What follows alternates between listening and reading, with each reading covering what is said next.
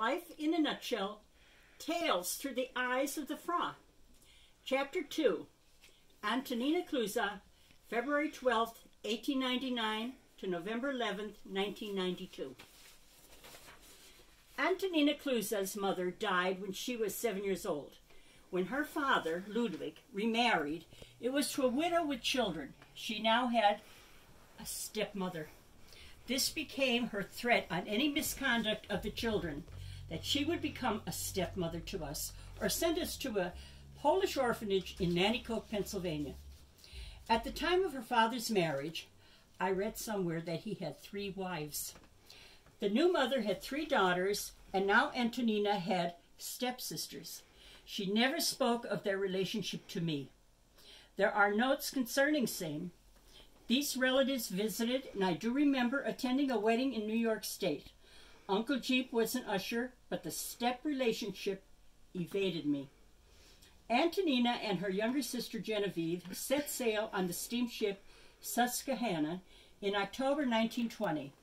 Arriving in New York on January 4th, 1921, a kind gentleman aboard ship showed them how to eat a banana. They went to live with an older sister, Lenora, and her husband, John, who sponsored them. When she left Poland in 1921, it was the last time she saw her half-sister, Josephine, born of her father's new marriage. Aunt Terry and I visited with her in 1990 with Josephine, her husband, and her 4 daughters. Josephine vividly recalled their parting and still shed tears. Although Antonina lost her fiancé at the Italian front during World War I, her village was spared. I assumed this because she never spoke of the war being close to home. However, Josephine told me and Aunt Terry her village was terrorized during World War II. They ran, children in tow, from the bombings. No pleasant memories there.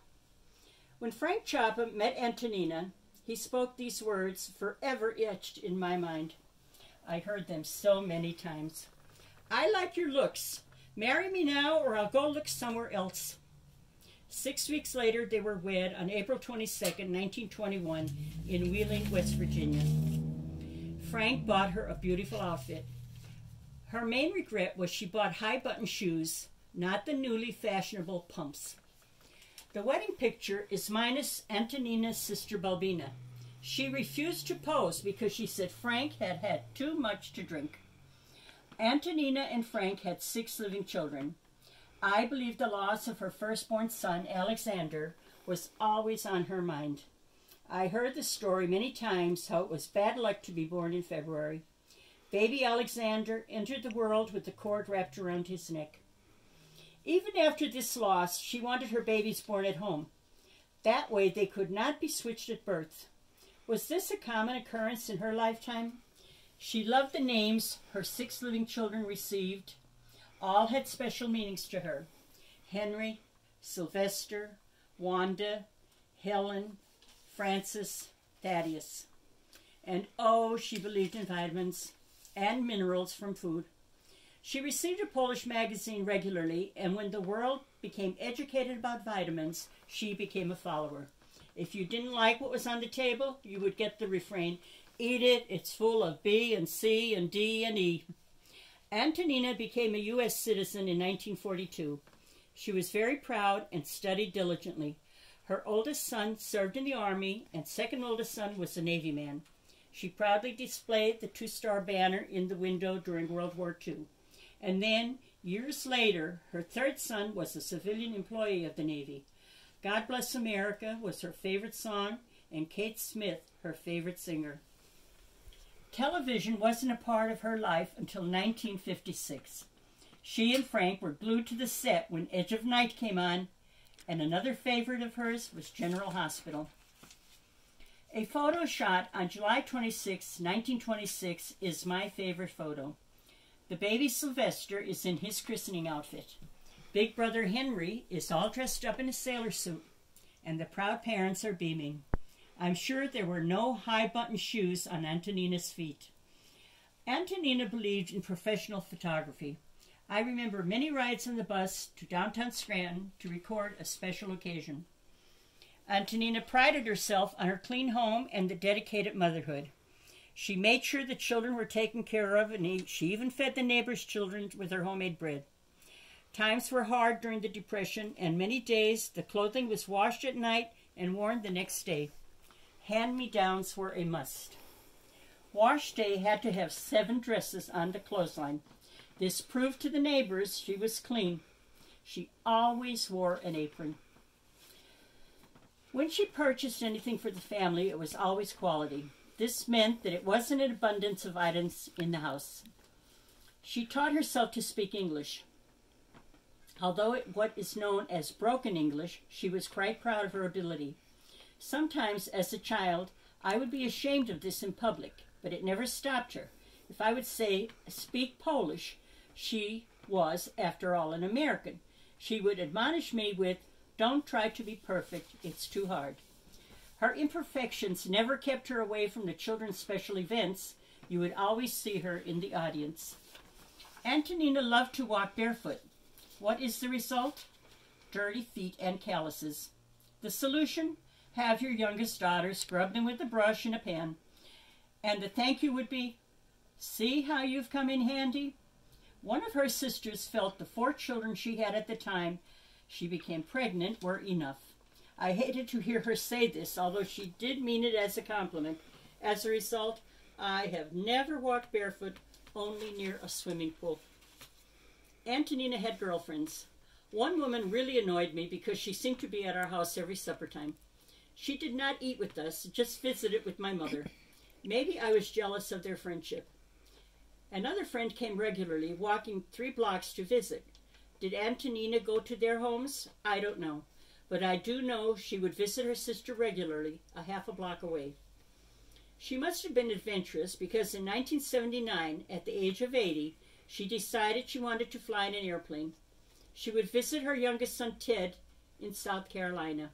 It was not a direct flight from Avoca, but she loved it. I know she also flew to Ohio to attend her grandson Gene's wedding. She wanted to fly to Florida, but that never worked out in her plans. She often counted the many states she had visited, not wanting to miss any family functions. She never wanted to return to the old country, only bad memories there. When she got false teeth, she often carried them in her apron pocket. Toddler Gene would say, "Bobchi, show me your teeth." And out of her pocket, uppers and lowers would appear, and then the laughter. When Bob's Aunt Margaret died, Antonina babysat while we were at the viewing. Bathing the 3 boys in the tub, the 3-year-old kept turning on the hot water. He wouldn't listen to the word stop. Antonina, or Bobchi as she was called, slapped him. Regretted it all her life. Fortunately, Jean didn't remember that bath time. But I do remember on Fridays, at least I think it was Fridays, she'd give me a quarter to go to the store across the street for a chance to win money on the treasury balance. I don't remember how that worked, but I know we never won. And when the man with the parrot drove up the street, we always took a chance. No luck there either. When we all left the nest, she learned to love to play bingo. There was a bingo bus on the corner on a certain day of the week, and she'd be waiting for it. She never won the big prize, always saying, only one more number. Antonina had several operations, lived with 2 of her daughters at different times, and lived in a nursing home for several years. When her obituary appeared in the newspaper, I received a call from out of state. The daughter of a one-time landlord of our family told me a heartwarming tale. She was engaged with no money to buy her fiancé a gift for Christmas. Confiding in my mother, the problem was soon solved. A new shirt for Frank would instead go to the fiancé. The woman's happiness at that time remained with her all her life. Frank really didn't need the shirt, said Antonina. She remained close with her siblings all her life. Walter, Stefania, and Balbina remained in Ohio. Lewushka, Genka, and Antonina moved to the Scranton area. In a letter received from a nephew, he declared, "Of all the aunts I have met, you are the most outstanding person, outgoing and respected aunt. You are the greatest and proved to be the most successful mother." She lived to see 15 grandchildren and 17 of the 31 great-grandchildren she would be the ancestor of. Antonina was a kind, generous, but superstitious person. Her strong faith in God told her she would be in heaven someday. We were told not to dress her in a lilac robe at her death. Heaven would be full of women in this popular color, she said. She was laid to rest in green, her favorite color, and is forever missed. Antonina knew love. Rest in peace, Mama.